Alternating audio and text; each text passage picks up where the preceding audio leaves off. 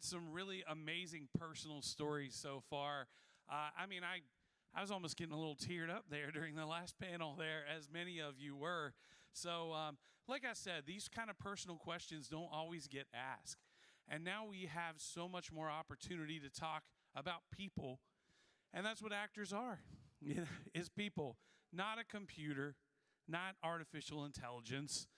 It's people that we're talking about here, and people are the best, in my opinion. So we have one of those people that are the best coming up here right now.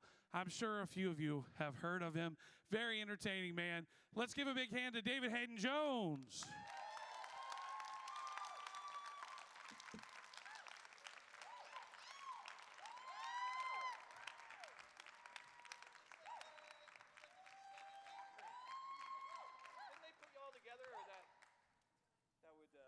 I can have the couch all to myself. Hi, everybody. Oh, wow. That's a float. That's a float down. Should I take the power chair? I don't know. Is there a power chair? Hi. Hello. My name is David Haydn Jones. I am a hologram for your entertainment. I don't know. I'm trying to do 80s robot voice with the AI equivalent. How's everybody doing? I know our numbers are scattered, but we feeling good? A Saturday morning? Give it up. Elkhart in the house. Elkhart? Anyone from Elkhart, Indiana? No? Anyways. No, you ain't gonna rush.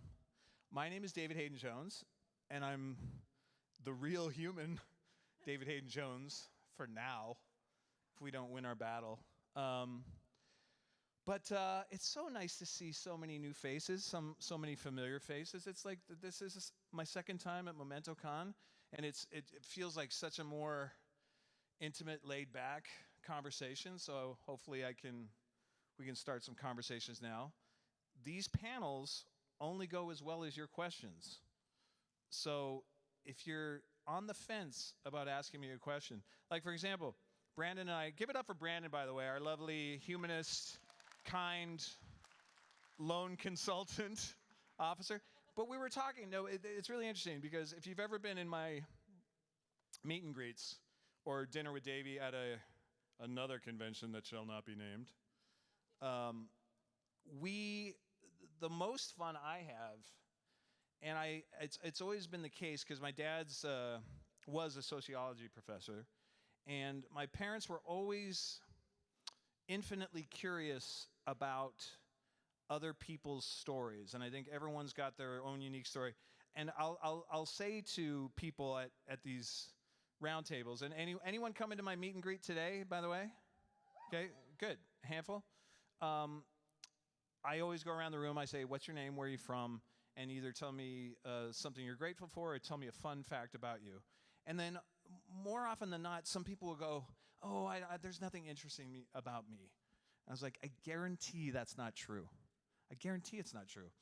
And that person usually who says, I don't have a fun fact, we dig a little deeper, and then the fun fact that they talk about is usually the thing we all talk about for like half an hour, like an Amazon delivery service. And I was like, we were having drinks, and I was just like, I am so fascinated by your job right now. And everyone was like, so how does that work? And what does that do? And do you have to pee in a bottle? And she's like, no, I've never had to pee in a bottle. We talked about urine for 30 minutes. It was amazing. It's a very important bodily function, but that's okay. But yeah, so if you're shy, is that someone coming up or coming to their seat? Oh, come on, get to the microphone. Get it. Sorry, not to microphone shame you. That's what I like to see. See, it always takes one to break the seal, just like urine. Oh my God. Wait, take it easy, Eileen. Relax. So here we are. Thank you. Thank you. I choose you. You have a question for the real Dave Haydn Jones? Yes, for the real one. Hi. Hi there. My name is Sapphire. I actually was at the last Momento Con with you guys.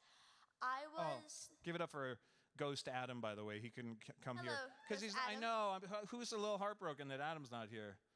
God bless. I love him so much. He wore her wings last Yeah, so the reason That's right. I'm That so was the wings. So I actually have two questions for you, if that's okay. Perfect. So the first one is, since Adam's not here to be able to wear the wings, tomorrow would you want to wear them? I'd love to wear wings. night. Okay, so I'm wing positive. so then tomorrow you can wear them. The second one Where would I wear them and how? In a photo op or just all day? all day. Yeah, all day. Well, is a little I much. have to get at least a photo op with Mark Pellegrino, and then Yeah. you can wear them. Bring them all day. by. We'll try them out. And then the second Do I one. have to wear them on my back? How else would you wear Well, them? let's find out. I have a very big head. Has anyone wore wings on their head before? Not. I bet I could do it. Okay. Yeah. Challenge? Is it an adjustable belt? No. Or is they're it wings? It's a plastic like strap, like a book bag. I'm gonna make it work. bring some string and some duct tape. I can do that. We got hot glue. Memento staff, odd request. I need duct tape and string tomorrow. I'll be the MacGyver of head wings tomorrow. We'll take a photo. You can take some feathers off too, just so you can make like a little crown. I have an art project now. We will make it happen. Okay, second one is last time you made a big deal about how awesome your socks are, and you are wearing Stormtrooper socks. I am wearing this time. Stormtrooper socks. Any Why? Star Wars? Why did you choose Stormtrooper socks? I got these. So I don't know if anyone noticed in the show that we can't name.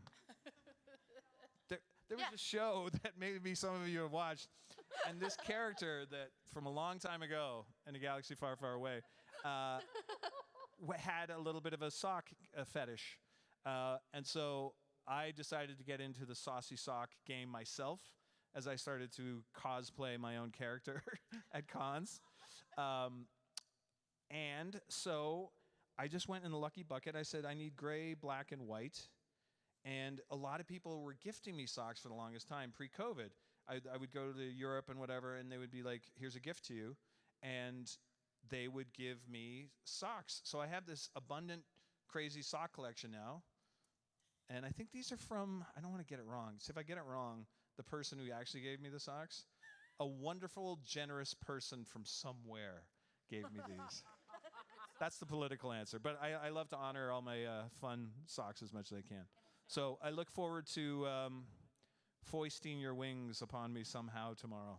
Sounds good. Has anyone ever worn them on their legs and on their butt? Have you ever tried butt wings? Adam was the only. Well, I tried them on my dog, but Oh, on the wasn't- haunches? he wasn't happy about it though. So if I get on all fours, okay, no video evidence or photography at all of Sapphire applying wings to David A. Jones on all fours. Okay, good. No problem. Thank God there's no internet. Hi. Hi, Abby Lynn. Is that Abby Lynn? It is Abby. See, I am actually starting to get to know people's names. I love these intimate conventions. I've never seen you before in my life. I know. Who are you? What's your name? Oh, Abby Lynn. So what is your best and or worst pickup line? Or both. I've never had a pickup line, but I'll try to invent some. You. My worst pickup line is, "This is ketamine, will you marry me?" Also, I think illegal in most states, right? That's terrible. And my best pickup line is,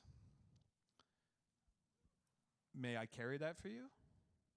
Because I'm picking something Yeah, up. you're picking it up. Trying to be a gentleman. It's Trying to be terrible. gentle. Aw, thank you. Thank you for your pity. I'll take the aw from the back. I've never had a line before, like, and that's the other thing, like, I haven't been to a bar as a single guy in like forever with like game, but I never had game. Like, I don't even know what that is. And then you see these videos online with like the guys are like, "Oh, you got to neg her." I was like, "What? You insult the woman? This is how you get them? This makes me so sad. I hate the internet. I want to crawl into a ball." I bet you have the best and worst though. You wouldn't have asked that question if we weren't loaded for bear. Give me. I mean, there's. Give me. Are you a parking ticket? Because you've got fine written all over you. I've got a couple. There's in my dad joke brain. But hold They're on. stupid, but If someone that's the called me point. a parking ticket, I'd be like, "You're expensive. You're annoying." I don't care about the fine homonym here at all. Like, by the time you get the fine as a homonym, you've called me like I'm wet. You know when they're wet, the parking tickets, gluey on your windshield. I was Terrible. reading the book of Numbers, and I realized I didn't have yours. Want to share it? That's not bad. Thanks. I like that. Do people exchange phone numbers anymore? Don't they just be like, what's your Insta handle? Follow me on Twitter. I don't know. Is that what the kids do? It's X. Oh, right. Is anyone using X, though? Is anyone saying that in the common parlance? We'll see. We'll find out. I have a really stupid one, though. I like all of them. It was, did it hurt when you fell from heaven and did it hurt when you descended into hell and then rose again from the dead and ascended into heaven? Because you're like holy like Jesus. Oh, geez, that's a long. That was that's a really long road. one. That's a I long didn't road make to it get up. there. It's a very supernatural one, though. That's what I figured. I thought you were going to say, did it hurt when you fell out of your mom's vagina? Which I thought, well, no. But nature, that's nature. That happened. Well, I don't know if I fell out. Like, I don't think my mom was, like, in a rope in the desert, and I fell into dirt. But honestly, I was born in a very remote hospital that looked like it was out of Little House on the Prairie in Saskatchewan.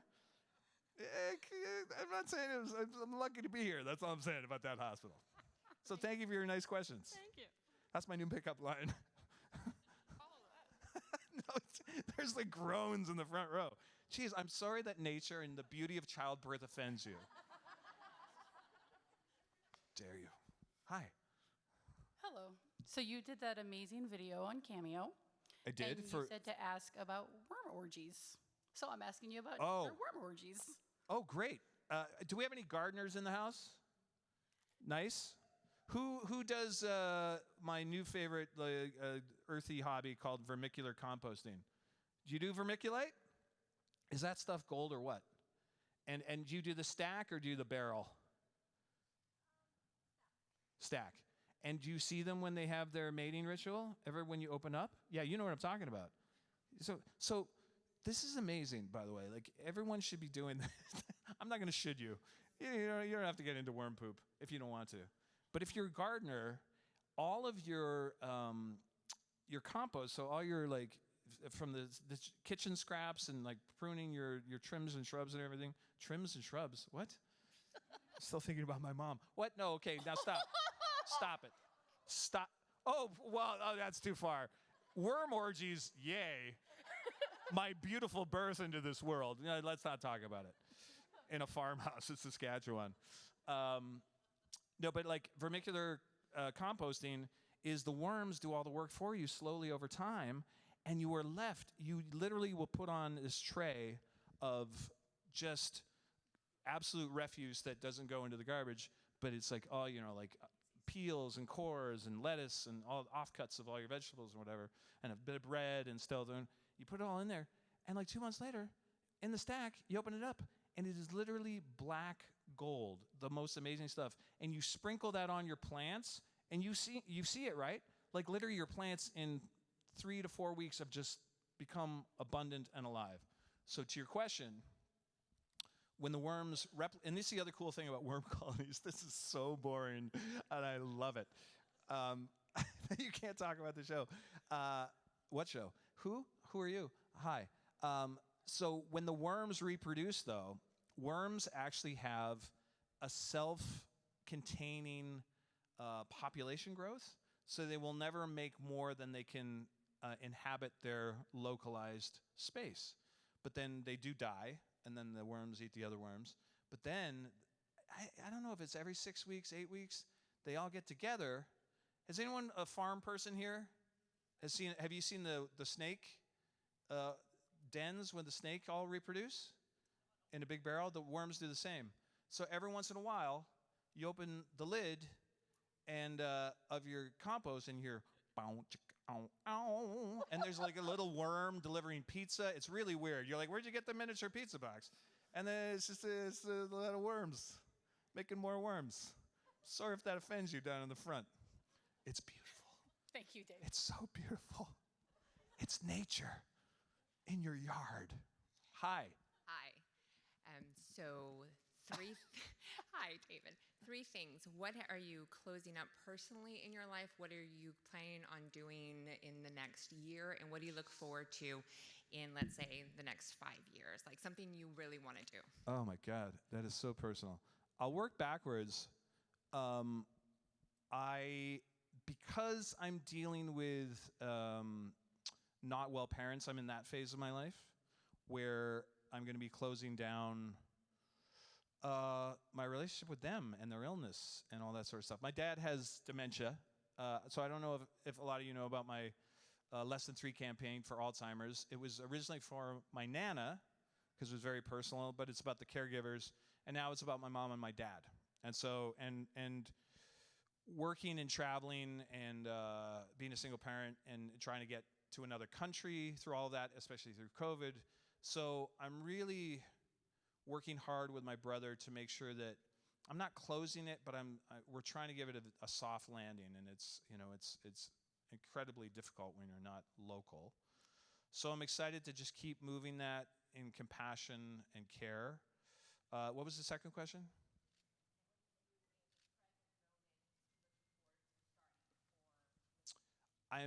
Well, in the present, I am a big believer in, just live in the now and make the best now possible. So I'm just so happy and grateful to be here, even though I'm boring you with reproductive discussions of all sorts of flora and fauna. That's the park ranger in me. But yeah, like we are just so grateful. I hope you know this, by the way, all of you too, like the actors we're all talking about on the plane and in the green room. If you're not feeling our gratitude now more than ever, considering the strike and our work options right now, these are always been special to me and us. So even better. So just so happy to be a goofball, put wings on my head, do the craziest photo ops, and just really try to share goodness and kindness and camaraderie that we always do with these things, because it really is a special family, this incredible extended SPN family. I really want to finish my will, not to get morbid. No, I mean, really, like, you start talking about mortality with your parents, and you're like, oh, shit, like, I have a net worth that I need to make sure goes to my daughter. So I really want to close that out this year. I got to do it. Like, just do it. So October's slow, so that's my goal. And then after I get that signed and sealed and delivered, I want to jump out of a fucking airplane. Yeah. But the who's skydived here? Yeah? Is it amazing? Okay, if you can find me. Do I need to wear the wings? They won't help. But yeah, but now, like, when you become a dad, though, you're just like, all the dangerous shit gets totally, more responsible. So, and I'm one of those guys, like, I don't have the adrenaline junkie mechanism inside me. I just love to do an experience once and fully. And I think that, just skydiving once would hit the note for me, assuming I survived, right? So yeah, I think that's on my bucket list for sure. Thank you, Carmen Renee. Hi. Hey. Sorry. That was lovely. It was great. Yeah, it's me. So I know you studied architecture, and I was curious about an architectural project you especially loved or are particularly proud of. Yes. So I studied architecture. I have my degree in architecture with a minor in theater, which was no one had ever done that degree before at McGill University in Montreal. And I've helped design and build 3 structures for family. And one of those is my aunt and uncle's, was their summer house and now is their retirement dream house in Michigan. And I just had a wonderful visit to the place, and it still kind of takes my breath away, because it is one of those things where I designed on paper in Google SketchUp at the time and then translated into working drawings. But I did it all remotely. So this was kind of fun. So I did it all through the developer and my aunt and uncle, who were the clients, and did it all in my imagination for close to a year and a half, and then handed them over to the builder and developer. And so I had it so specific in my imagination and in my drawings and my 3D rendering that one summer I got to go, and it was all finished. They said, come visit us. and it was a gorgeous summer day, and the sun was setting. It was just, and the breeze was coming off Lake Michigan, and it was like, I'll never forget it. It gives me goosebumps every time, because I came down this curvy drive, country drive, and out of the forest, and then out of the trees, there was this house built that had been in my brain for like 3 years and a year and a half of design work. And so that is pretty special. Do we have any builders or people in construction here, engineers? Anyone? No? It's a pretty special thing. And my daughter is really into Minecraft right now. She's in the Minecraft phase. And so it's such a delicious thing for me to be a part of too, because I get to be a kid again, but also I'm teaching her about engineering and like just putting in little like dad things about like, well, you could actually build that in real life and da-da-da-da-da. So we've got like nice Minecraft structures we're building right now. We got blueprints. There's this nerdy Minecraft book. You can actually have Minecraft blueprints. So we just built a Greek amphitheater, which was really fun. So yeah, it's really great. And so I've done a dream house for my other aunt and uncle in North Carolina, and then I did a big add-on attachment for a friend in Los Angeles. So I've created 3 projects, and it feels really good. And someday, ideally, all things going well, I will build myself a nice, humble little dream house on a farm someday. That's the plan. So we'll see what happens. Cool. Thank you. Thanks. Appreciate you. Yeah, I love talking about architecture. Hi. Hi. So on Facebook Cameo group, I always see the flamingos. Is it just your favorite animal, or is there a story behind it? Okay, so I don't even know how this started, but apparently I've become the flamingo guy. And this is from another convention that will not be named. Not really a competitor, a compliment. You drink a little tequila one night, and you use a plastic penguin on stage at karaoke as an air guitar, and then during the slow songs, you just tenderly whisper in its ear and stroke it lovingly. All of a sudden, that makes you Pink Flamingo guy. How did that happen? And now, and yeah, exactly. And now I'm getting merch with Pink Flamingos on it. Oh, and I think the other thing too is after COVID, my first job back was in Hawaii, and it was on Magnum PI, and I took a very rare David Hayden Jones selfie just because I was so excited that I was back working on a job again. And I think I was wearing a Pink Flamingo shirt, semi-ironically. I don't think that helped, is all I'm saying. What? I have worn them in pictures at cons? Yeah. I don't know what I wear. Well, I know what I'm wearing now. Okay, but thank you, MC. Okay, see, y'all know my schedule and my calendar and my diary way better than you. Just tell me. So I believe you. I'm not saying I haven't. So apparently I also wear it at a con, and now I'm getting T-shirts for karaoke that say DILF on them, and then underneath it says, "Damn, I like flamingos." But do you like the animal? I don't care. Are they delicious? Has anyone eaten a flamingo? I don't care. But now it's my thing, and I got to own it. I'm a sketch comedian improviser, so I got to say yes and. So now, so the last thing I have. So now it's just full on costume. Now I just got to lean into Pink Flamingo at karaoke. Now I got, and you can see. I think it's still on Instagram. I'm back on Instagram, much to my chagrin. But did anyone see the Shark Tank episode of Noggin Boss? This is not a plug in any way.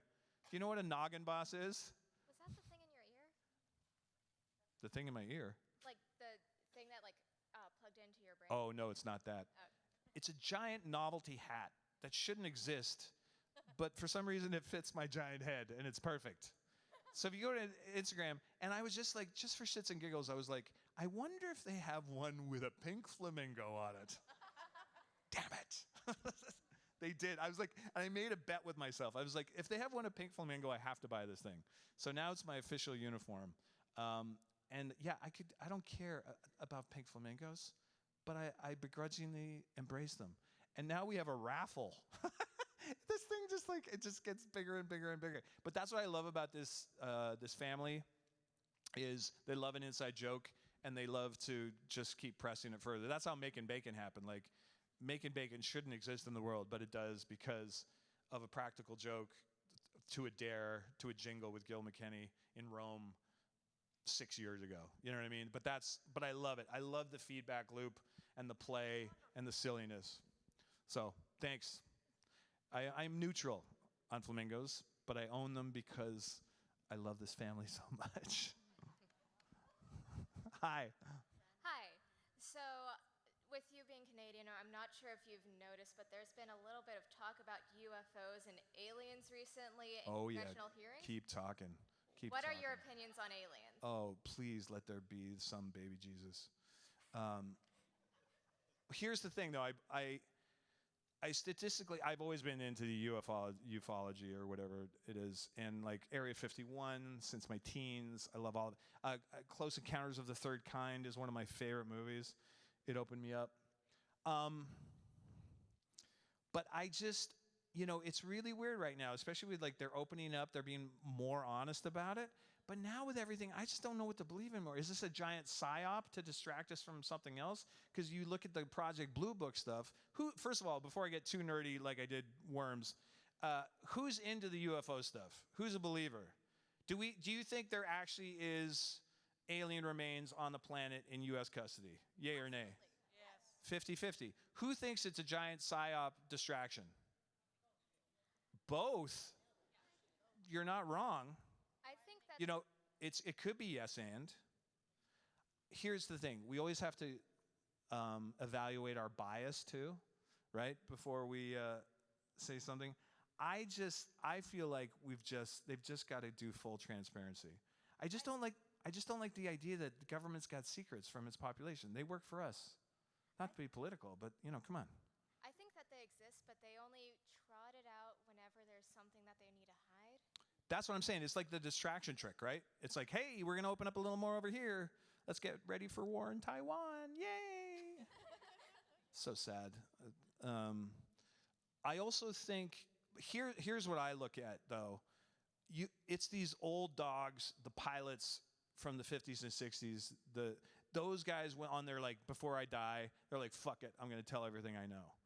Those guys, eyewitness testimony in terms of like, if it was a trial, it's obviously hearsay, it's representational, but I would just love to see the data. I would just like to see it open up. Because I know I want to believe, because at the other thing, who watched the Netflix documentary on the Webb telescope recently? It just came out.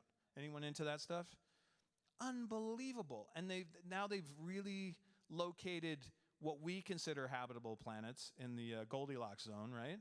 So just statistically, when you look at the galaxies out there and think of all the stars out there, billions, trillions of stars, and then you think of other planets, I'm as a statistics guy, I just go, there has to be intelligent life that is millions, billions of years more advanced than we are. And I almost went into quantum physics before I went into architecture. I was on scholarship for biochemistry, mathematics and physics, and general sciences, and I picked acting. Here, hi, let's do comedy.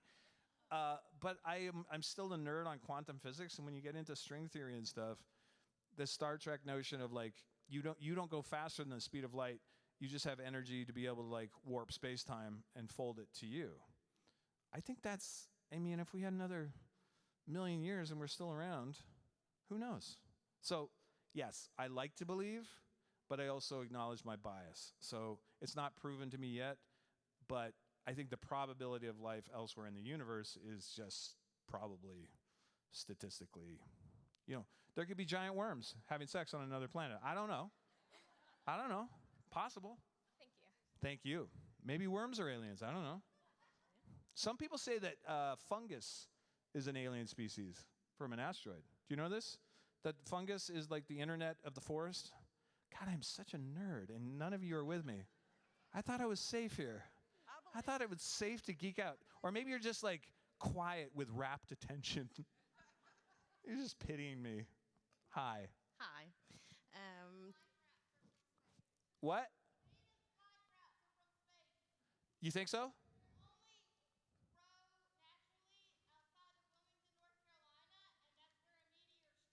Beautiful. Did you hear that? She's claiming that Venus flytraps are from outer space. Isn't that what like Suddenly Seymour was based on, or like the Little Shop of Horrors? Yeah. It's like the Little Shop of Horrors plant. I love. Is that Audrey too? Right, his name. Yeah. Who loves Little Shop of Horrors? Yeah. That's one I should sing at karaoke. Yeah. I've given you sunshine. I've given you dirt. You've given me nothing but heartache and hurt. Sing it, Charlotte. Oh, man. I love that song. That was one of my audition songs when I did musical theater. See, it's all I don't act, though, in anything. Hi. Hi. Just a light question. What impression would you like to leave on this world? What impression would I like to leave in this world? Oh, God. Do I go sincere or jokey? Both. No. I'm going to go from the heart. I'm going to be sweet because I've bored you all enough as it is. Hallmark version. Hallmark version, that's right. It's corny and it's soft and it is what it is, but it's my truth.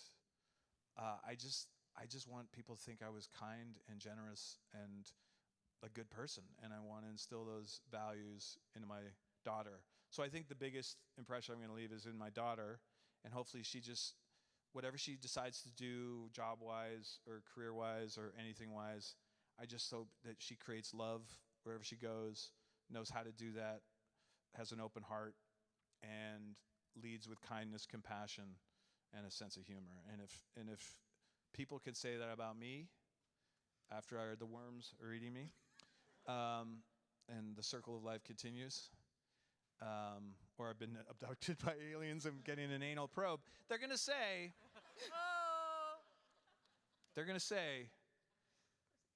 that guy has a really tight butthole, but see, I couldn't stay straight for long. But he was nice to people, he was kind to people, and he had a generous soul and spirit. That's what I hope. So we'll try to do that a little bit here this weekend, shall we?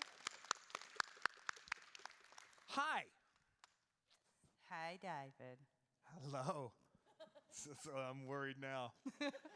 Oh, it's me. I know. Okay. I want to know, who was your first celebrity crush? And if you ever met them, what happened? Oh, I think this is very well documented in other panels, but I'll tell it here now.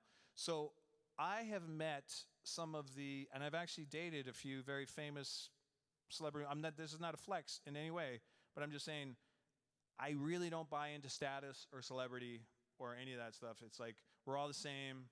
You poop in the morning, phone in hand. You know, you're liking Instagram while you're taking a shit. That's all of us, okay? That's human nature. You're don't forget your Reader's Digest. Exactly right. Reader's Digest, sure, whatever. You know, pick your poison.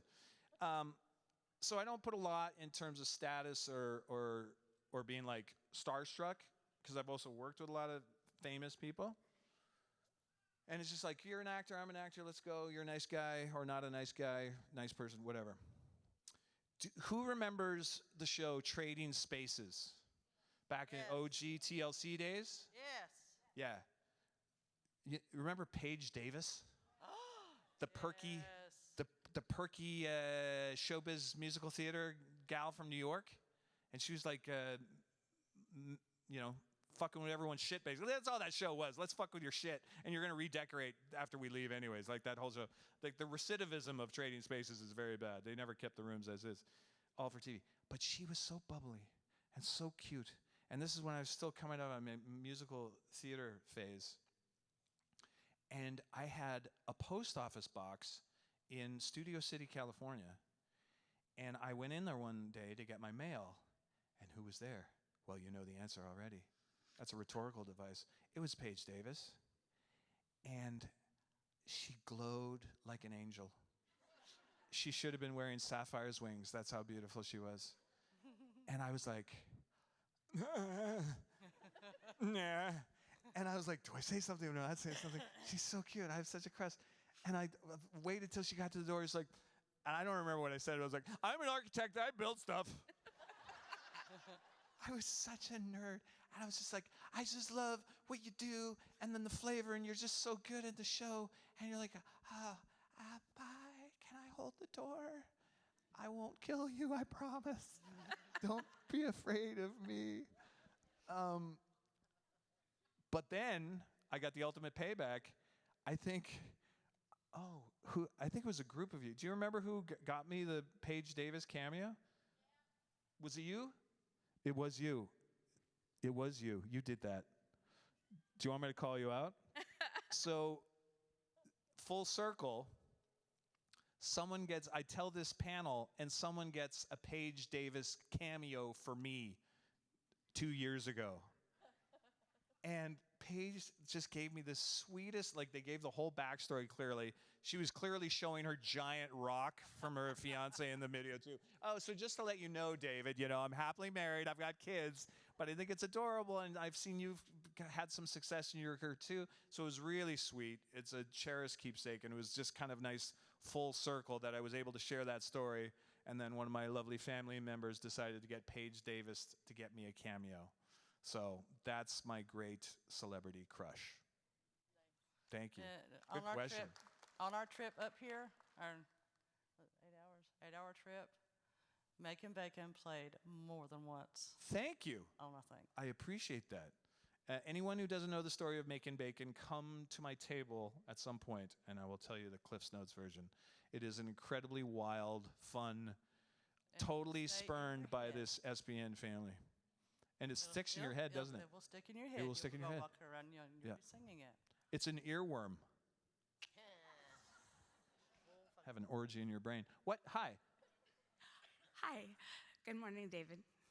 And good morning, Ghost Adam. Good we morning, do miss Ghost you very Adam. much. We love Ghost Adam. And so, my name, Cher. Where am I from? Colorado Springs, Colorado. Oh, yeah? And why am I here? I'd like to tell you something.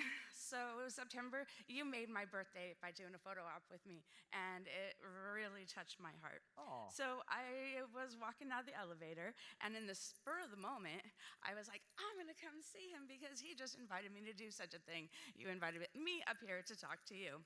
So, I wanted to share my socks. What do you got? It says, leave me alone, kind of sort of the attitude today. Leave me alone socks. Yeah, I had an episode in the parking garage. Not really good with parking garages. So coming all the way from Colorado, you guys in Pittsburgh.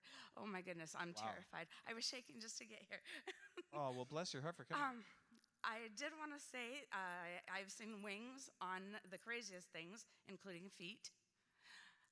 I've never been a gardener, but my grandma was. And back in the days, we used to catch night crawlers so we could go fishing. Oh, so nice. I'm all about the worms and watching what they do. Excellent, thank you. And aliens, we are not arrogant enough to think that we are the only species in the universe, right? Right. But what I want to bring it back to is Colorado. My question for you, tell me about your trips in the Rockies. Anything special or anything about my state you'd like to share? Yes, so I'm a little bit biased to the Canadian Rockies out of Alberta. They're a little more majestic, I'm just going to say. Not saying that I don't love the Colorado Rockies as well. Am I allowed to tell a story about an acting job on a commercial? Yes, I am, because we're not striking commercials. So I've been through Colorado. I have family in Glenwood Springs. I'm sure you know that junction. Oh, yeah. Yeah. And I just love driving through the Colorado Rockies. And what's really different is all that red iron ore deposits, like when it gets rusty like that, and it's just like that craggy. Garden of the Gods. Yeah, exactly. Gorgeous. And then when the light hits it correctly, absolutely beautiful. I had a commercial that I shot for Volvo, and it was one of the most intense commercials I've ever had to do, because I wish I remember the name of it, but it's one of the most famous windy roads up a mountain that a lot of people cycle to, like a peak, and there's no guardrails on it. It's really rugged, and actually you get to elevation and like the oxygen depletes, and then you get to, even in the summer, there's a little bit of snow up there. Right. And we were shooting this like high-end Volvo commercial up there, and I was the dad, go figure, with 2 kids, and we're in the car and we're encouraging our high-end hardcore cyclist mom to do this route. And so she's on a fancy road bike, and she's in her gear, and we're cheering her on, and we're fixing her tire, all thanks to Volvo.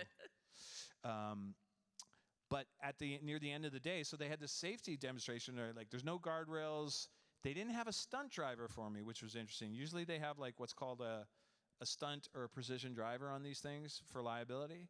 And they wanted me to they had the safety meeting. They said, if anything doesn't make you feel safe, you just have a conversation with us. But what happens on these commercial shoots, it's like money, money, money, money, let's go, let's go, let's go. And so even they used to have this nice safety conversation. It was a pretty intense, we're chasing the end of the day kind of thing happening. And they wanted me to back the Volvo up right to the edge of this cliff for the shot with the 2 kids in the back. And that's one of those moments where you're just like, and it was one of those SUV Volvos too. So you know when you're looking down and then you're higher up in the vehicle too, it's really hard to see where your depth perception is. And it was pre-cameras. And I was like, okay, first of all, let's get the kids out of here for sure. Cause I wasn't a father yet, but my dad instincts were hardcore. We're not doing anything dangerous here. And then we got the kids out, and then I was backing up, and then the second AD was like, closer, closer, closer, closer. And I'm just like, fuck, I'm just nervous talking about it. And it was just one of those moments even when you're really want the job or you need the job or, it's just, we all have those moments with the power of no. And the power of no and holding your own power is a really important moment. And I just said, I'm not doing this right now. This feels nervous. And the director had one of those crazy fits, and he was like, oh, I can't believe it, we're losing time, god damn it, and sort of said something under his breath about my manhood or whatever. And I was like, you know what? No, I'm a man right now because I'm saying no to stupid stuff and being rushed. Huzzah. You know what I mean? And it's I'm not getting into ego or money right now. And go ahead, you do it. And then so he hopped in and was like, oh yeah, that's close enough.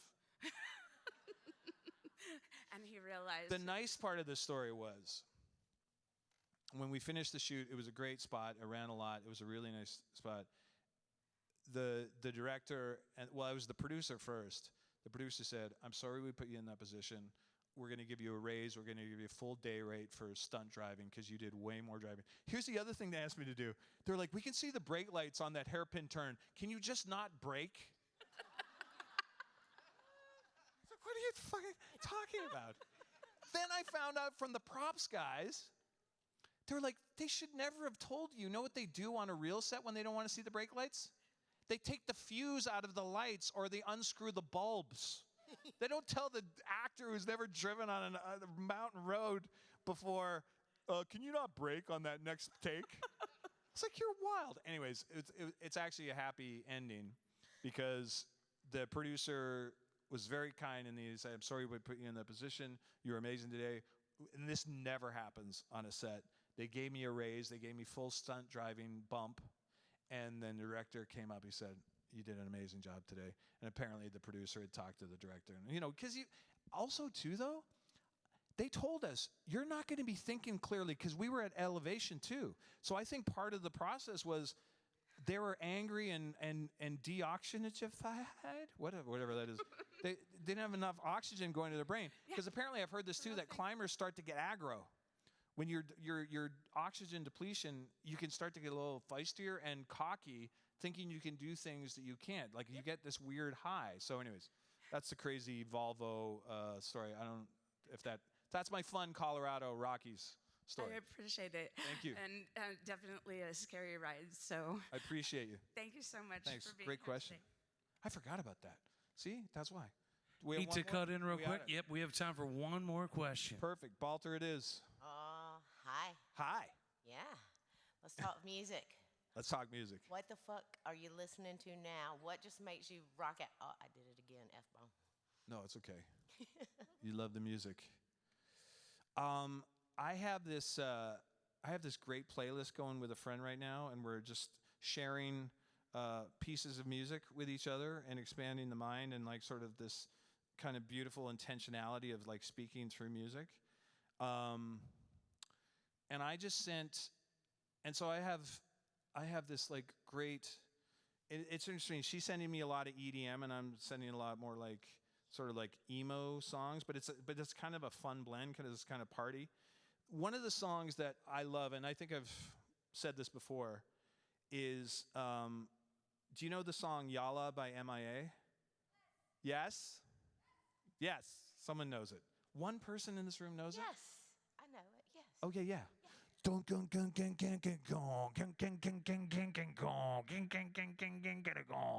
Please go listen to it later today. It may not be your cup of tea, but I guarantee you cannot not move to that song. But does anyone else know, and the opposite side of that, does anyone know a song by the Civil Wars? Yes. Fire and Wine? Yes. You only knew what I want you to. It's the best, like, I'm in a relationship, I should quit you, but I can't quit you song ever. It is so poetic. And that's called Fire and Wine, right? I got the title right? If you don't know the Civil Wars and you want to have a good cry, but also love deeply at the same time, I recommend that song. So those are two that just popped into my head right now. Oh, and oh my God, going way back, the Wayback Machine. You probably know this song. Do you know the song Thunder Island by Jay Ferguson? Da-na-na-na, da-na-na. It's just, I love the 70s so much because it's about fucking on a beach. That's basically the song. But it's so beautiful and fun. And you want to go to Thunder Island. You're like, what are the coordinates of Thunder Island, Jay Ferguson, at the end of the song? Do I need a pirate map? So anyway, that's my throwback song that I'm listening to right now. I enjoy it quite much. What are you laughing at, Jen? What are you snickering at? All right, you're welcome, everybody. On that note, the worms are going to Thunder Island. Pull it all together. All right, well, one more big time hand for David Haydn Jones. Thank you. I hope he'll be back tomorrow. Oh boy, for some more splendid non-TV show related stories. You're welcome, everybody. Thanks so much, everybody. Appreciate you.